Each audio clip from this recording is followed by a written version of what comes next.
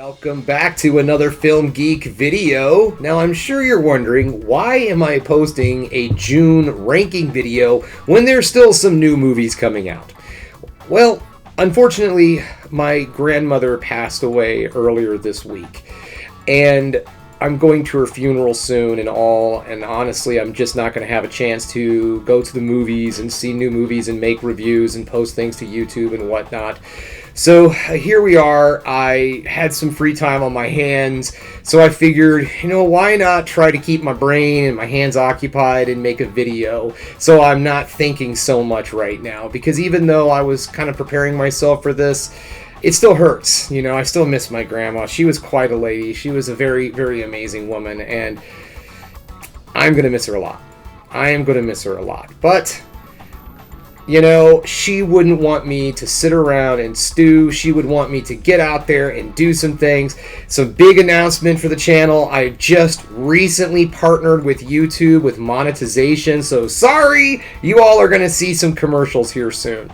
And I know my grandmother would have been proud of me to know these things, because she really didn't quite understand the YouTube thing, like why I was doing this. But she was just proud to hear that I was doing something that was making me happy and bringing me a lot of joy. So, you know what?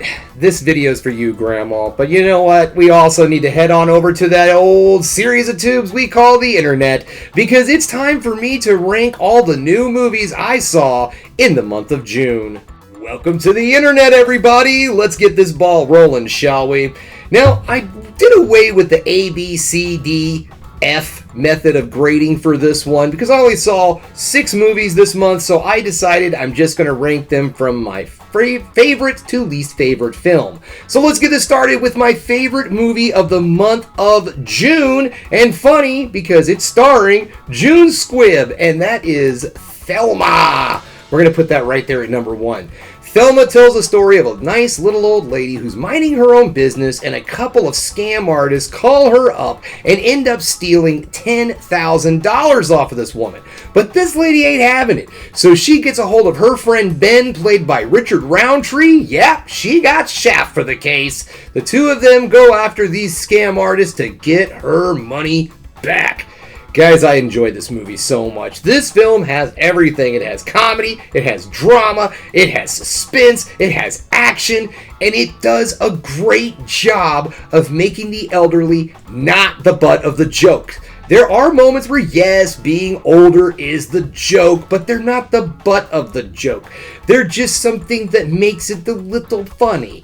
I like the fact that they didn't portray the elderly as useless old people that just need to be put out to pasture.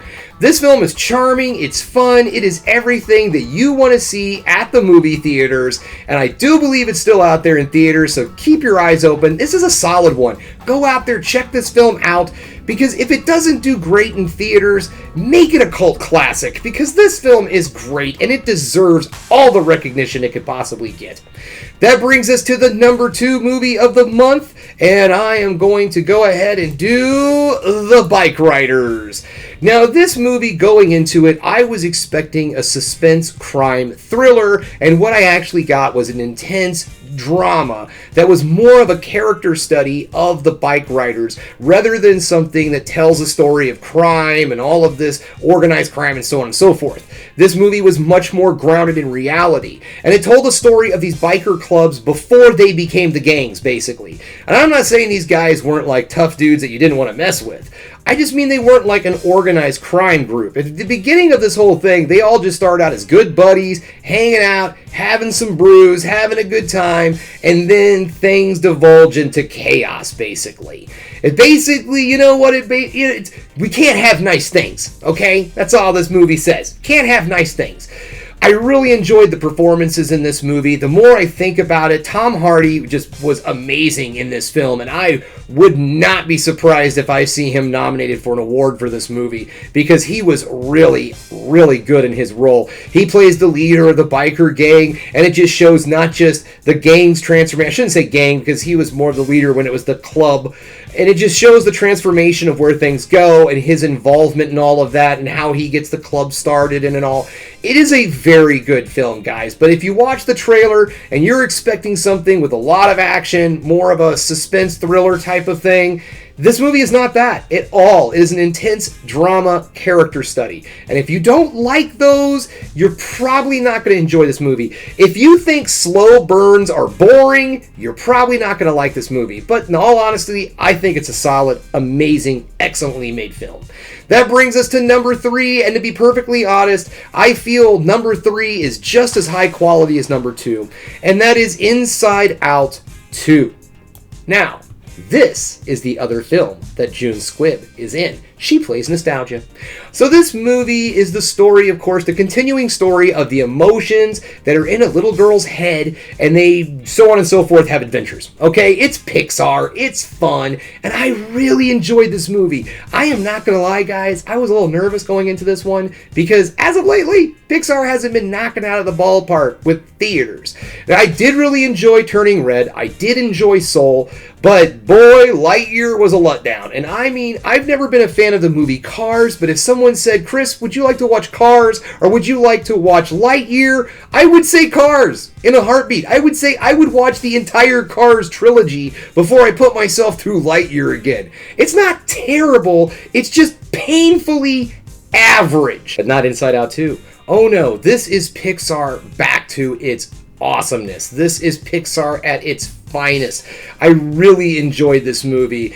I enjoyed the voice acting. I enjoyed the animation. Everything about Inside Out 2 was absolute perfection. This is probably the first animated film that I've seen so far this year that I would say is a contender for Best Animated Film of the Year. If you have not had an opportunity to get the family together and get out and check out Inside Out, you need to do it. This is a very all-around good film. If you're not even, you know what, if you don't even have kids, who cares? Go see this movie. You're going to enjoy it. It's just a fun film. Everything about this movie is extremely well crafted and well made. The story is fun. Again, like I said, it's just a continuing story. We get new emotions this time. We have envy. We have ennui. We have anxiety.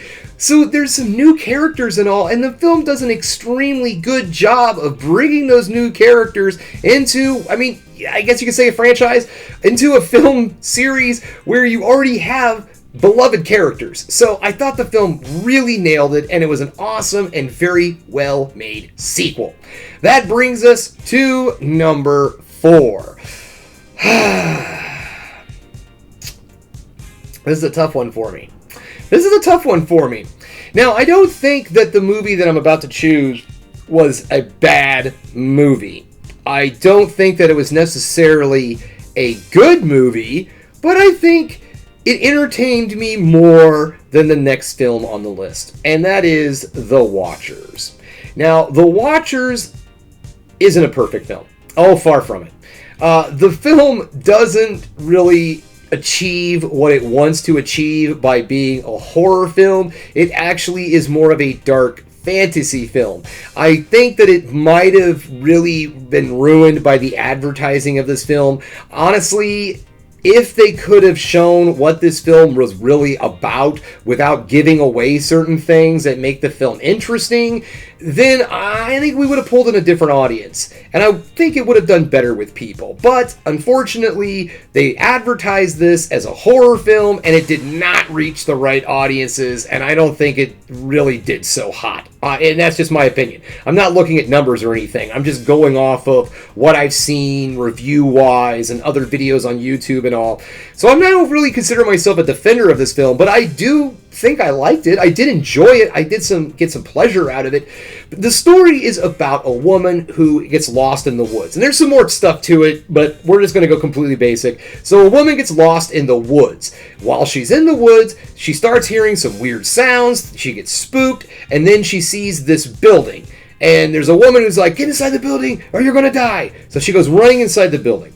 And what she finds out is that they are captured by these creatures that live in the forest. And there's this great big window in this building that the creatures sit outside and watch the human beings inside this building. Sounds pretty weird, right? It has a great premise.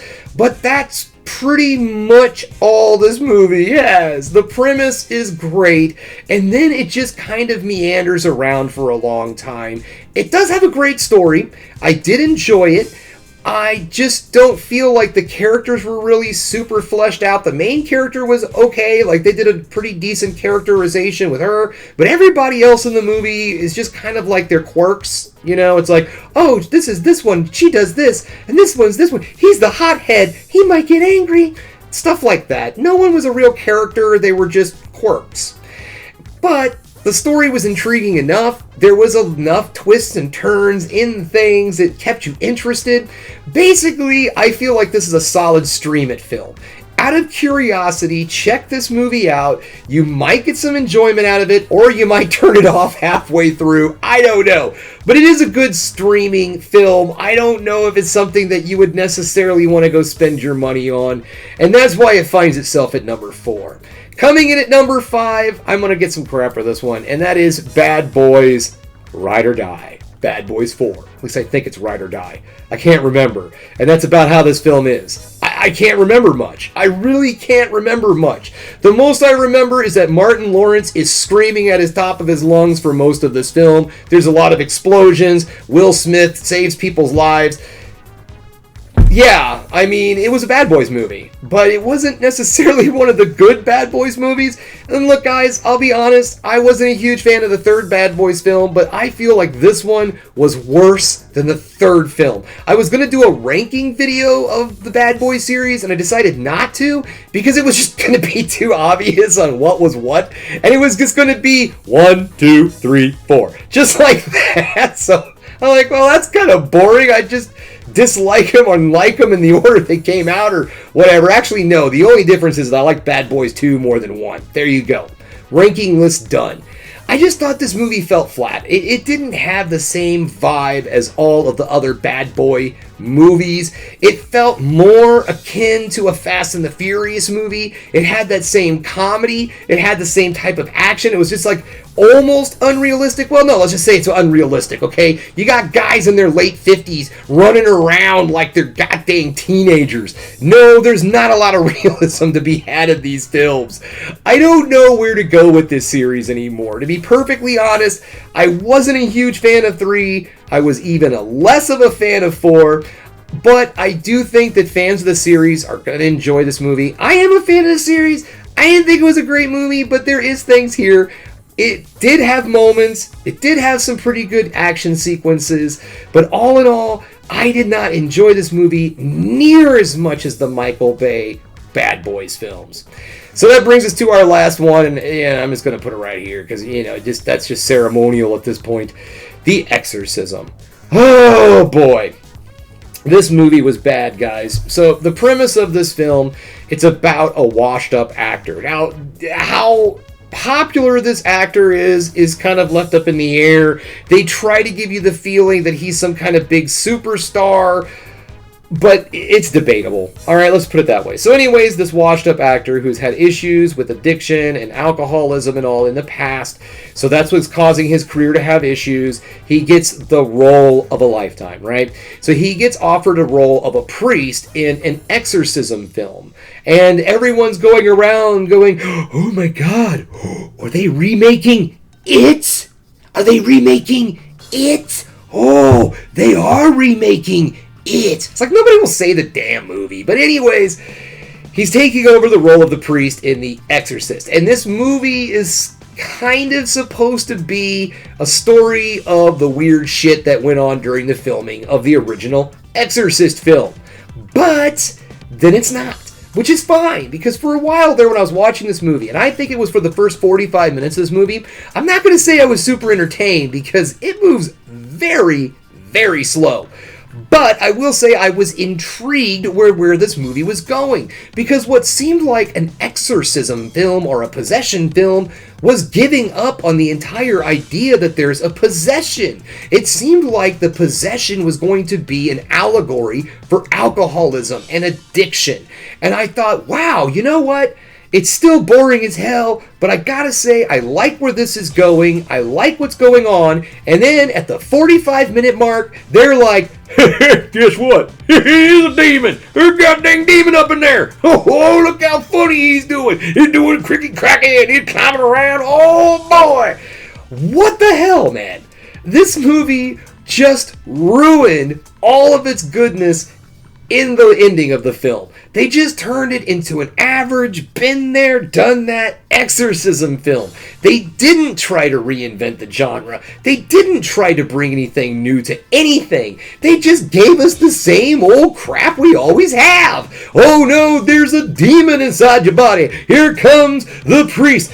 The power of Christ compels you. I'm not Catholic, so I'm just going to do this. The power of Christ compels you. The power of Christ compels you. The power of Christ compels you. Oh, the demon's gone. That's it. That's it. That's these movies. And guys, this film is bad. It's very bad. This movie is the film that made me decide I want to do a worst of list this year. Something I've not done on this channel. I've always thought about doing it, but I'm like, yeah, no, I want to try to have a positive vibe. I want to have a positive vibe. But you know, when people release shit, you gotta point it out. You gotta say, that's shit, I'm sorry, I ain't putting up with it. Because they're not going to get any better unless we point them out on the shit. If we don't say this is shit, and if we're constantly making excuses for Hollywood or these directors or whoever, if we're constantly making excuses for them, guess what we're going to get? More shit. We're going to get more Imaginary. We're going to get more The Exorcist. Just more and more shit if we don't say something. So I decided this year is the year that I do my first ever top 10 worst of 2024. And it's not that it's been a terrible year. It's just that there's been some real stinkers, and I don't feel like being nice about it. Well, there you go, guys. That's our list. That's the month of June for you in a nutshell. It ended up being a pretty decent month this time around. I think, if I remember correctly, May was kind of a rough month. But June wasn't half bad. Just a couple of the movies. Actually, to be perfectly honest, like half and half. 3 very solid, amazing films, and 3, or I should say 2, and 1, what the fuck. Well, if you liked what you saw here today, guys, go ahead and subscribe to the channel. Ring that bell for notifications, and give me the old thumbs up so I know you like what you see. And if there's one more thing you can do, folks, that is keep watching movies. You know I'm gonna.